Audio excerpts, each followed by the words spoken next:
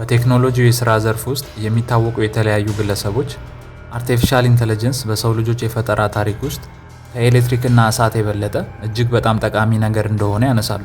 I've always thought of AI as the most profound technology, more profound than fire or electricity. በተቃራኒው ደግሞ የኤአይ ማደግና በእያንዳንዱ ቦታ መግባት ለሰው ልጆች በሙሉ የህልውና አደጋን እንደደቀነ ብዙዎች ይናገራሉ።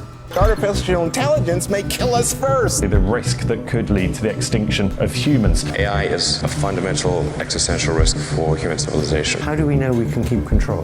በዚህም ቪዲዮ ኤአይ ምን እንደሆነ፣ እንዴት እንደሚሰራና ጥቅምና ጉዳቱን በአጭሩ አስቃኛቸዋለሁ።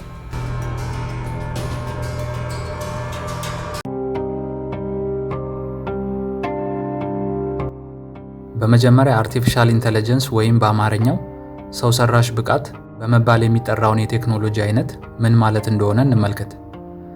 ኤአይ ማለት የሰውን የማሰብ ችሎታ የሚጠይቁ ተግባራትን የማከናወን ብቃት ያለው ማሽን ወይም የኮምፒውተር ሲስተም በመባል በአጭሩ ሊገለጽ ይችላል።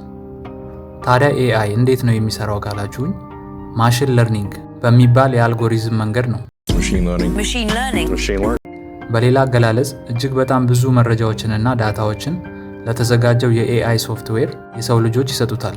ከዛም የተዘጋጀው የኤአይ ሶፍትዌር በየጊዜው የሚሰጠውን መረጃዎች በመውሰድ ራሱን እያስተማረ ይሄዳል እንደማለት ነው።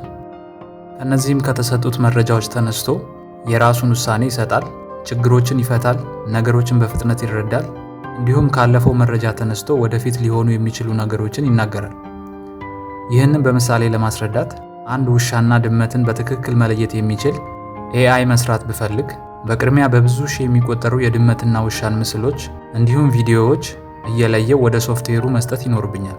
ከዛም ከሰጠሁት መረጃ ተነስቶ መረጃዎቹን ፕሮሰስ ካደረገና ከተረዳ በኋላ ይህ ድመት ነው፣ ይህ ደግሞ ውሻ ነው የሚለውን ውሳኔ በመስጠት መለየት ይችላል ማለት ነው። የአርቲፊሻል ኢንተለጀንስ አይነቶችም በሶስት ዋና ዋና ክፍሎች የሚጠቀሱ ሲሆን የመጀመሪያው ናሮ ኤአይ፣ ሁለተኛው ጀነራል ኤአይ እንዲሁም ሶስተኛው ሱፐር ኢንተለጀንት ኤአይ በመባል ይታወቃሉ። ናሮ ኤአይ የሚባለው አንድ ውስን ወይም ነጠላ ተግባሮችን ብቻ እንዲያከናውኑ የተሰሩ የአርቲፊሻል ኢንተለጀንስ ሞዴሎች ናቸው።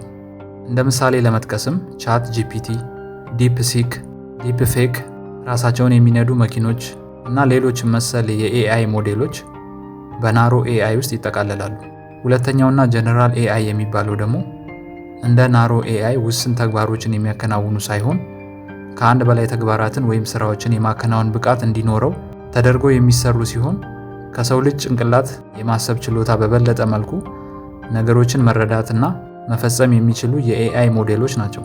በቅርቡ የተለቀቀው የጉግል VO3 የተባለ የኤአይ ሞዴል በርካታ ምስሎችን፣ ድምጾችን፣ ቪዲዮዎችን፣ ግራፊክሶችን እና ሌሎችም ነገሮችን በአንዴ በማቀናበር እውነተኛ ቪዲዮዎችን አስመስሎ መስራት የቻለው ይህ የኤአይ አይነት የጀነራል አርቲፊሻል ኢንተለጀንስ ምሳሌ ተደርጎ ሊጠቀስ ይችላል።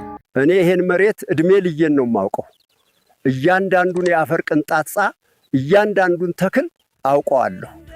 ሶስተኛውና የመጨረሻው ሱፐር ኢንተለጀንት ኤአይ የሚባለው ደግሞ ገና ወደፊት ከብዙ ዓመታት በኋላ ሊፈጠር ይችላል የሚባለው መላምታዊ የኤአይ ሞዴል ሲሆን ይህ የአርቲፊሻል ኢንተለጀንስ አይነት ከሰው ልጆች አስተሳሰብና የመረዳት አቅም በብዙ እጥፍ የሚበልጥና እንዲሁም ያለ ሰው ልጆች ጣልቃ ገብነት በርካታ ጉዳዮችን በራሱ መወሰን፣ መማርና መፈጸም የሚችል እስካሁን ድረስ እውን ያልሆነ የኤአይ ሞዴል ነው። ስለዚህ አይነቱ የኤአይ ሞዴል የበለጠ ማወቅ ከፈለጋችሁ በ2015 የተለቀቀውን ተርሚኔተር ጄነሲስ የተባለውን ፊልም ጋብዣችኋለሁ።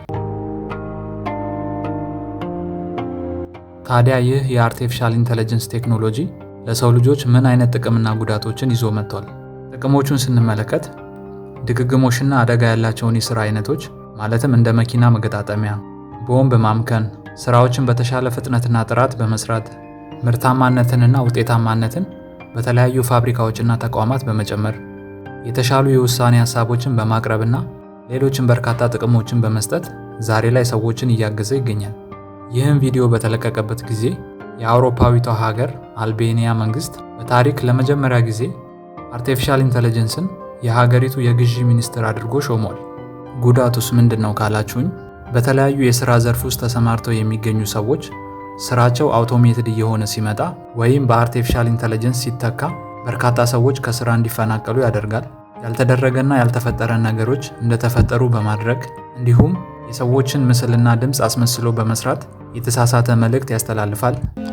Someone else would. Someone like Jordan Peele. This is a dangerous time. የታዋቂ ሰዎችን ምስሎች በመሰብሰብ ፖርኖግራፊ ምስሎችን በመስራት የተዛባ መረጃን ያሰራጫል።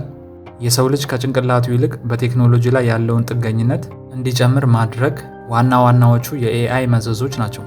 የሆነ ሆኖ ዛሬ ላይ ኤአይ እያደገ በመጣበት ፍጥነት ከቀጠለ የጊዜ ጉዳይ እንጂ ከሰው ልጅ አይምሮ በመብለጥና ከፈጠሩት ሰዎች ቁጥጥር ውጪ በመውጣት የሰው ልጅን መልሶ ሊቆጣጠርና ሊያጠፋ ይችላል። ካሁኑ መልክ መያዝ አለበት የሚሉ በርካቶች ቢኖሩም በተቃራኒው ደግሞ ከሰው ልጅ ቁጥጥር ውጪ ሊወጣ አይችልም፣ ይህን ቴክኖሎጂ ለጥሩ ነገር ብቻ እንዲውል ይደረጋል የሚሉ ሰዎች አሉ። በዚህም መሰረት የኤአይ ጉዳይ አሁንም ድረስ አከራካሪ ሆኖ ቀጥሏል።